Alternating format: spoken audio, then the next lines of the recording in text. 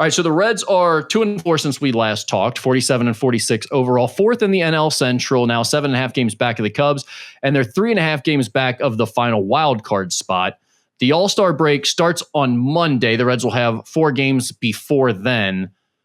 Skinny, I think the big news of the week, though, is the Hunter Greene news. He postponed a rehab assignment start for AAA Louisville on Tuesday because of continued groin discomfort, and then left the club again for the team facility in Goodyear, Arizona, where he's going to continue his rehab and throwing program. Terry Francona said, we don't really have a roadmap, and basically said the MRI looks fine, but he's still having some issues every time they try to ramp up the workload, it seems like. And he was talking about it as like maybe sort of more of a fatigue issue or something like that. So and I think he had an epidural. What does this say to you? I think he had an epidural in his back as well. I don't know what it says to me, because I hate going to this guy is glass and he's soft and all of those things. But the MRI is not showing anything. Then what's the dealio? Is it a little discomfort that you can pitch through, or is it enough discomfort that you fear that if I pitch through this, I'm going to hurt it again or hurt it worse? I mean, maybe, but this is frustrating. And I know that's not fair to be frustrated with injuries, but when it feels like it's always something with this guy, it feels like it's always something with this guy, and it sucks. Do you think that's what Tito was getting at a little bit in a roundabout way? The fact that he kind of brought up that the MRI is coming back clean and we just have to give him time. I mean, he had his back. He definitely didn't throw him under the bus, but he also kind of put it out there publicly of like, we're just waiting on him to tell us that he's ready. He's got to be the one to tell us that he's ready, because at this point he's cleared. Yeah, and I guess you could argue there was no rush in it having to be Tuesday to make that rehab assignment. He wasn't going to come back at this rate until after the All-Star break anyway. So maybe you give it a few more days. But if we're still talking about this coming out of the All-Star break, I mean, what's the deal, man? When he says there's no roadmap, I get the sense that he ain't coming back in July. I feel like this is more of like maybe we're looking for the beginning of August, if at all. I mean, because here's the thing. If they're not in contention by August and he hasn't pitched yet, do you bring him? I mean, I guess you bring him back when he's ready to pitch at some point. When he's ready to pitch. It's just, again, I can't tell people. People have different pain tolerances. People have different, I don't know what he's feeling. I don't know where things stand with him. I don't know if that scares him that, hey, I've done this once already, tried to come back, I did it again. I feel a little grab. I don't want to, just a little grab, and the MRI maybe doesn't reflect that. And so he doesn't want to go till he's 100%. And I guess that's all well and good. But again, it just feels like it's always something with this guy. And at what point do you just throw your hands up and go, I'm not there in the move on category yet, but at some point you do. You just go, it's literally the best ability is availability. And sometimes you can't control it. And in this case, if you're the Reds, it can't be stop, start, and we're going to get 20 starts out of Hunter Greene every year. No.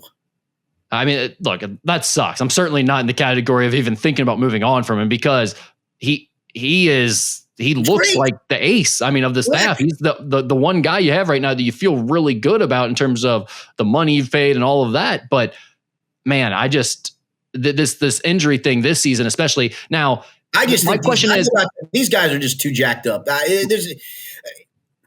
just too jacked up. They are.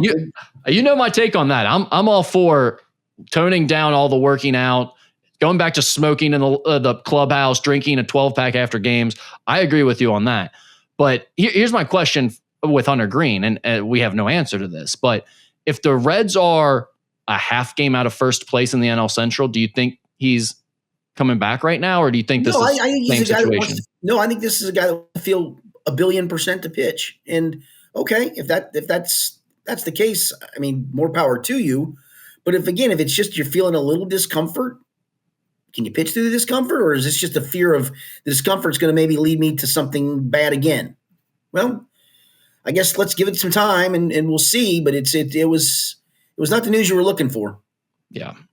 Ellie De La Cruz and now Andrew Abbott are all-stars. Abbott was initially snubbed, and we went through the whole thing of like, oh, did you think you deserved it? And yeah, I don't. There are a lot of deserving guys, though. I don't know. And then a couple days later, he is now on the All-Star team. I was of the opinion of this definitely takes some of the fun out of the coolness of making an All-Star team when you initially get snubbed and then you have to be a replacement for somebody, especially if it's your first All-Star game.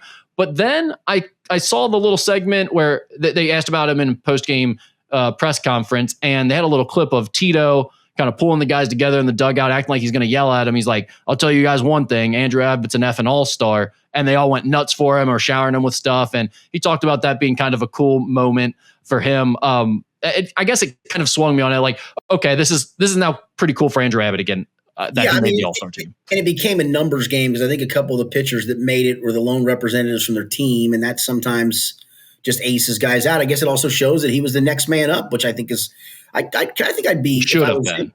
Yeah, I think if it's me, I'd go, yeah, I kind of felt like I was snubbed probably because, again, every team has to have a representative, came a numbers crunch. The other guys who made it all were very deserving as well.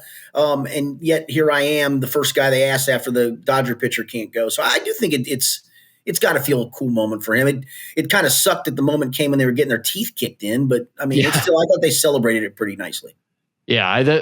Again, I was all on board of like, man, it's your first all-star game and you have to make it as like, this guy doesn't want to go. So now you're in the second ask. That seems crappy. But then when he talked about it, he seemed like he enjoyed the moment. So that was good for him.